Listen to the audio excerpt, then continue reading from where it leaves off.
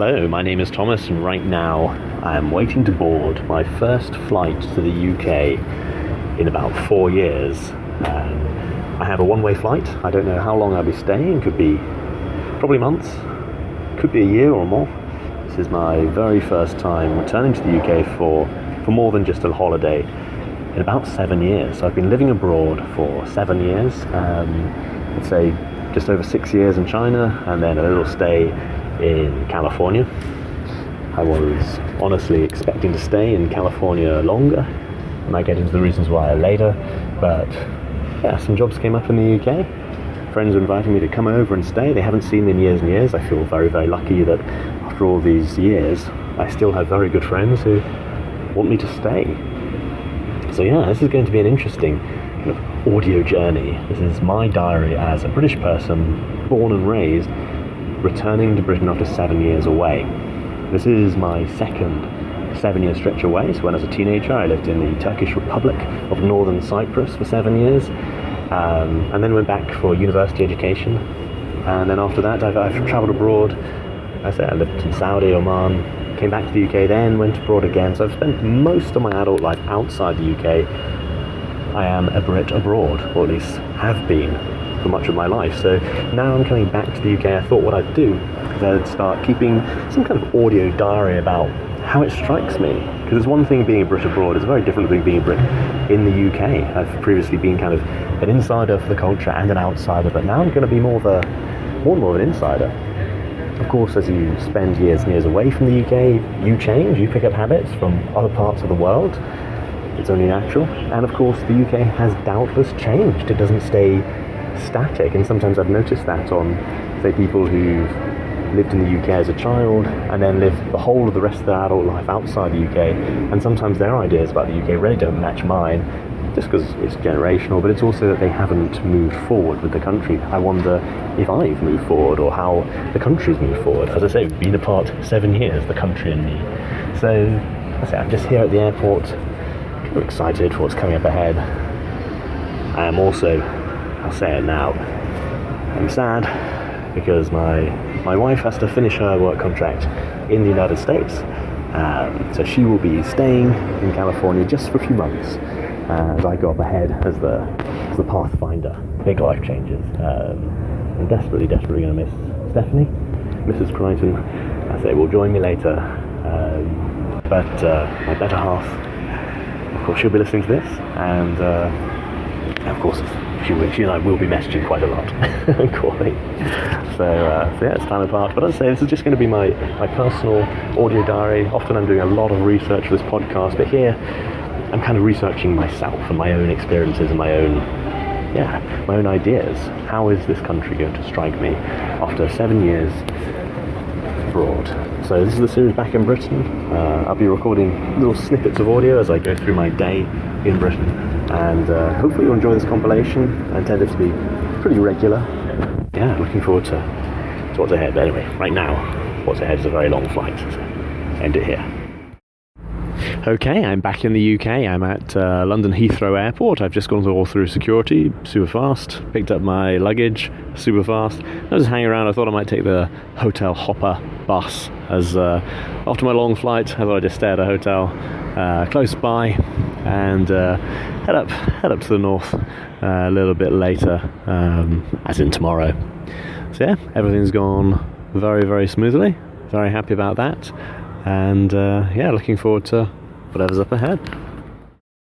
Hey, I just thought I'd record a quick audio here. Don't know if I'll include it in the final thing, but I'm checked in at the hotel where I'll be staying just overnight near the hotel, because I've got a long bus ride up to the north, and yeah, I just thought I'd separate out the long flight and the long bus ride, just have a nice bed to sleep in for a bit. But my brother came over to see me, my brother who lives in London. I haven't seen him for many years. Absolute pleasure to see him, and yeah, it was just good to have a few drinks and have a chat, and yeah, just catch up. And yeah, just heading bed now, heading off to bed. Said goodnight to the wife, who of course is in California. Yeah, gonna miss a lot. Okay, I said earlier on that I'd get back to you about why is it that I'm moving country and travelling around, and the simple answer is, I left China so that I could get married, and I was planning to go to California, stay there for a while. I was expecting to set up a household and just stay there for a few years. And, my wife is from the USA.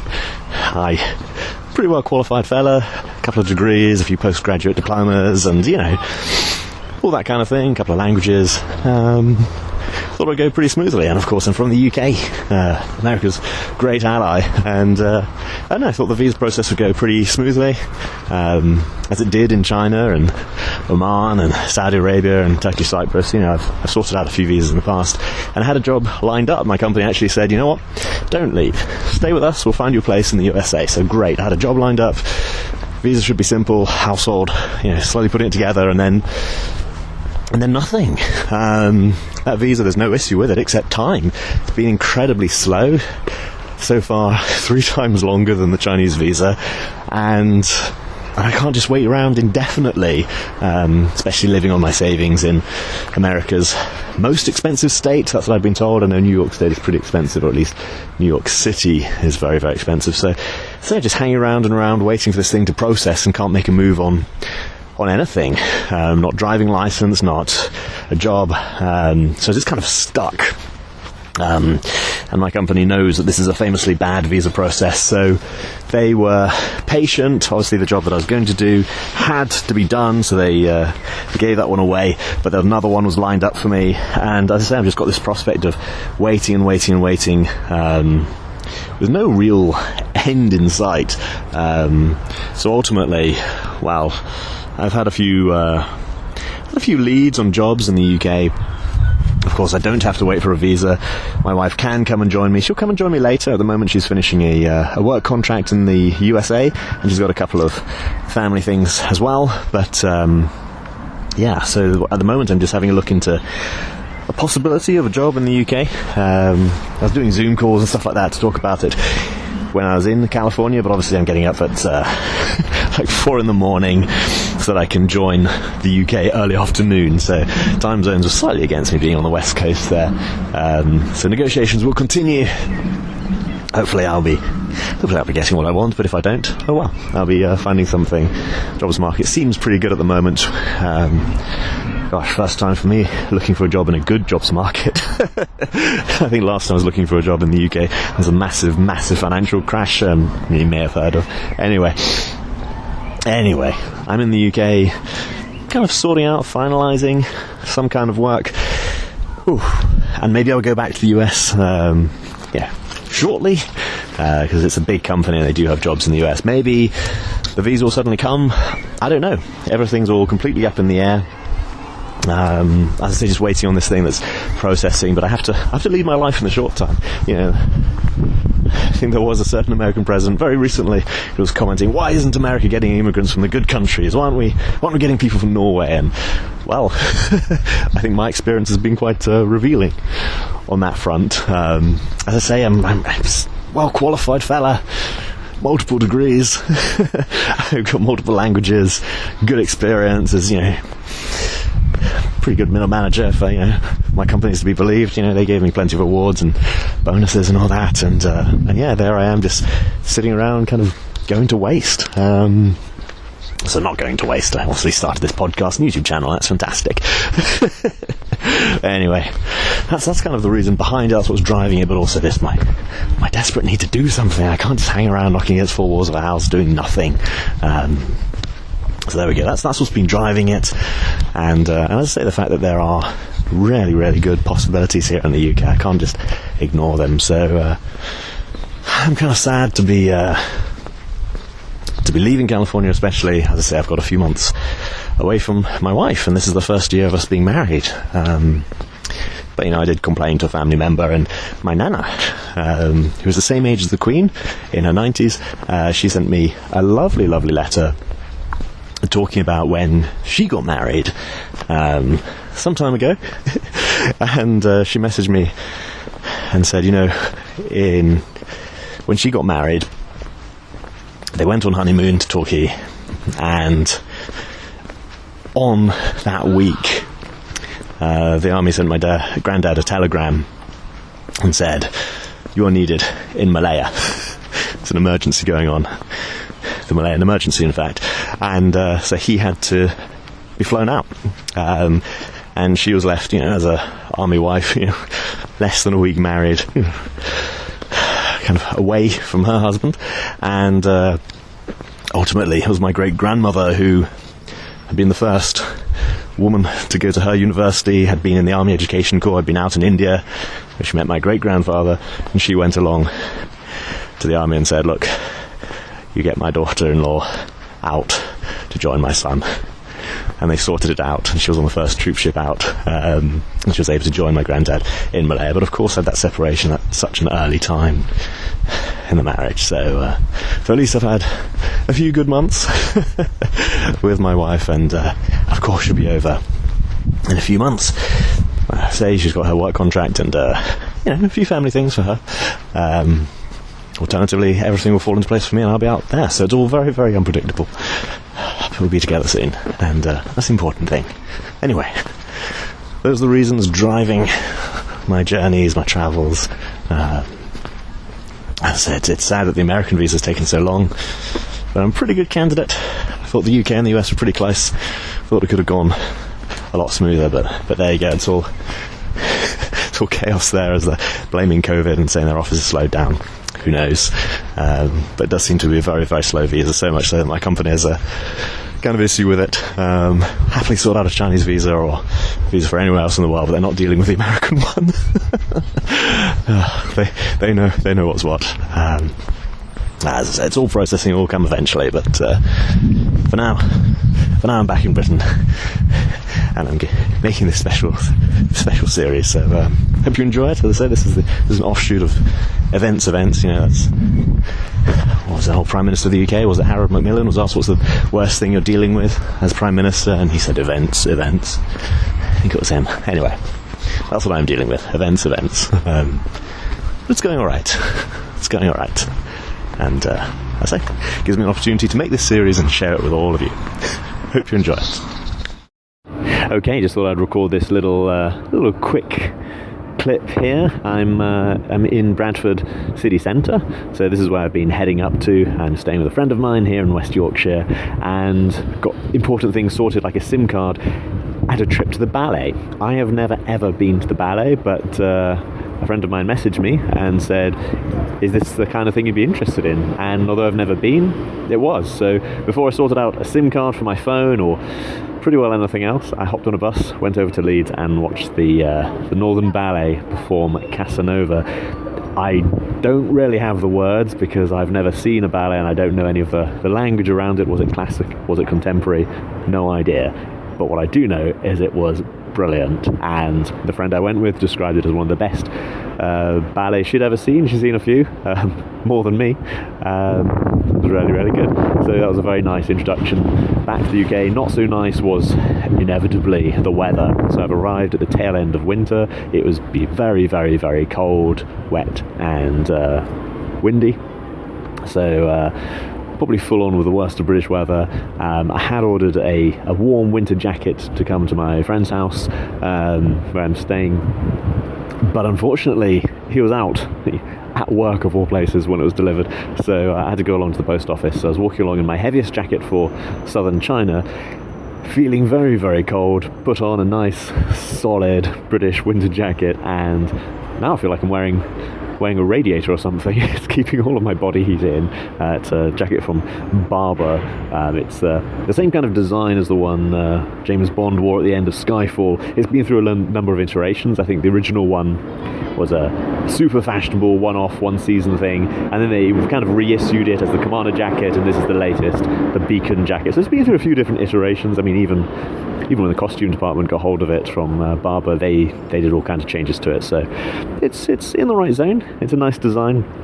It's also strangely like all the jackets, well, a lot of the jackets I wore as a child, which were these wax jackets, because they do very well in the English countryside, and a lot of the farmers I knew in Suffolk wore these Barbour jackets, which I think they got waxed from time to time because they seem to last them decades. So as I say, I'm now wandering around warm and cozy after 7 years in the tropics. So I say that's been the worst aspect of coming back to the UK. The weather, inevitably, everyone would say so, but then today it's actually bright and sunny. Actually been pretty nice, apart from the cold wind. As I say, sold with a nice jacket. So that's just my quick impression. Not very deep or anything, but it is my first impression of my first few days. Just signing off here. Might record another clip pretty soon. Okay, just another quick clip as I'm out and about. I'm just on a little walk. I'm in West Yorkshire. I've walked past a big viaduct, walked over it, under it, took a few photos. You'll probably be seeing those on my Instagram if you haven't seen them already. It's Fleming Never Dies if you haven't checked it out. And it's been just a lovely, lovely little walk. I think the countryside is my favourite part of the UK, all the little villages and so on, and probably something to do with my upbringing there. But, you know, of course, there's great cities like London, and if you're bored of London, you're bored of life. Or tired of London, you're tired of life, whatever it was that Samuel Johnson said. I don't really know my London quotes or London at all. That's why it's so funny doing a special episode. L is for London. I had to bring in two good friends, Pete Brooker and Chris, British Bond addict. But now I'm in West Yorkshire. To all the episodes myself. I might still find a partner in crime, but no, it's lovely just to be out and about. I've got my jacket's doing me well, my Barber jacket, and I've got a nice scarf, and just bought some slightly thicker dark brown jeans. Washed them last night if you want all the technical details. But you know, this is the thing about travelling, you know, about moving country. It's lovely to get out, and of course I share all the photos, but the day-to-day of it is stuff like, you know, getting new sim, trying to work out the buses. I'm just on this little walk. I was pointed in a general direction. The road's pretty simple, there's only one road, but I've been going off at all the little lanes and just having a wander about. I've been walking for, I don't know, an hour or two, and it doesn't take that long, but I just wanted to explore all the cool little paths. I'm slightly distracted because I just found another cool little path. The sun's starting to be a bit low in the sky, but it's just a very beautiful little woodsy area. I'll be sharing all this on my Instagram and YouTube. Maybe you can hear all the bird song, and it's just a light breeze, not too much. So very happy to be back in what I believe is the most beautiful part of the UK. I say the countryside generally. I know I've got some listeners in the south of England who, for example, in Kent, the Garden of England, this is known as God's Own County, Yorkshire, because it is just so beautiful. I once made a slip talking to someone and they called it God's Own Country, and he said, now, Yorkshire isn't actually a country yet. Maybe one day. Like I say, it's joyful to be out and about, and maybe I'll finish the episode here. So far, I've just been scurrying around, meeting friends, getting, you know, the technical stuff sorted. Where can I find an ironing board? All that kind of thing. You know, next week I'll probably start actually doing jobs, because so when you're a tourist, every country seems great. You know, you're throwing money around and people are being nice to you, but it's when you start trying to sort things out and actually work that you start to get the infamous culture shock. So I'm very curious to find out if I'll have some kind of reverse culture shock. As I say, last time I came back to the UK, I did find that very, very much. I'd left the UK at 16, came back in my early 20s. I did find it all very, very different and quite strange, but, you know, I'd done a lot of my growing up abroad. So far, I mean, there are things that are striking me, mainly that England seems very, very normal, and that it hasn't changed that much. Of course, I'm out in the countryside. I guess the English countryside doesn't change that much. In many ways, it hasn't changed since I was a child, and spent some of my childhood in Yorkshire when I was very, very young. So to me, it just doesn't seem to have changed, which is the biggest surprise. Of course, I was living in China, where change is an absolute constant. Like I said, but maybe I haven't really scratched the surface yet. I am noticing, I mean, I said previously on one of the Alphabet episodes, I read out the Wikipedia article on British stereotypes, and one of them was politeness. And you know what? It's not like other people around the world are rude, but I have rarely noticed it. Just walking along, people say please and thank you and sorry mate and stuff like that. I'm rarely noticing that. yeah, it is striking me. So maybe the politeness is striking me. I guess it suits me as well. I did go along to a Spoons, Wetherspoons, and they've got self-service tea, which I really liked. Certainly in the USA, it was kind of tricky to find good tea when I was out. People would give me a cup of warm water and a tea bag on the side and then say, oh, I really don't like tea. Well, I'm not surprised if that's the way you make it. I did go to one place, I think it was Disneyland, actually. There was another place, I can't remember. I think I had 2 good cups of tea when I was out in all the time I was in America. That was funny. But no, here it's piping hot water, boiling. It has to be on a rolling boil, and then you pour it. And of course, that's the way you get the good tea leaves out. I think in America, Starbucks was the good place for it because they use really hot water. Anyway, that was one thing. Some good tea. Slightly surprised that Wetherspoons in Yorkshire doesn't serve Yorkshire tea. They serve Tetleys. But there we go. So the politeness, yes. The tea, yes. The weather, mentioned that, although it has suddenly improved, and everyone's talking about how lucky I am that I've come back to the UK and suddenly the weather has has improved. I like to think I took some of the sun in my suitcase. But we shall see, because the weather will dip down, I think in Yorkshire, to -2 very shortly. But it'll go up to 15, of course, centigrade. I can't remember what the Fahrenheit is. I'm out and about walking. I can't check. But no. Weather, politeness, tea. I guess it is all lining up to match the stereotypes, but mainly how unchanged it all is. I don't know what I was expecting, but as I say, I always expect things to have moved on. But as I say, it's early days yet. This is scarcely the first week. It's been less than 7 days at time of recording. So we shall see. I'm going to keep making these audio diaries, perhaps try and get some kind of system going so it's a bit more coherent and a bit less snap on the fly. Yeah, I'm going to be sharing my experiences, say, back in Britain. Don't know how long I'll be here. Could be weeks, months, or years at this rate. Who knows? It's all up in the air. I'm trying to embrace that right now. But I'll be sharing all of my journey with you, making a record, and the nature of this podcast is very interactional. Every message I get, I try and reply to, and whether that's on Facebook and the Facebook group Britain, People, Places and Pastimes. I've now been made a moderator, although I've scarcely had time to do any of that as I've travelled around. I guess that's understandable. I'd like to do a bit more for them. Of course, on my Instagram, Fleming Never Dies. On YouTube, I comment, respond to those, and there's an email, albionneverdies@gmail.com. I have received some lovely emails there, and even a comment on the app. If you give me an honest 5-star review, I do respond to those as well if I can. Yeah, so any way that you want to contact me, I'm trying to make it as easy as possible. And yeah, do message me, do contact me. I say I'll be replying if you have any questions, comments. Just let me know. I say I'm back in Britain, start of this special project. Yeah, keep in touch, and I will too. Thank you very much for listening. See you later.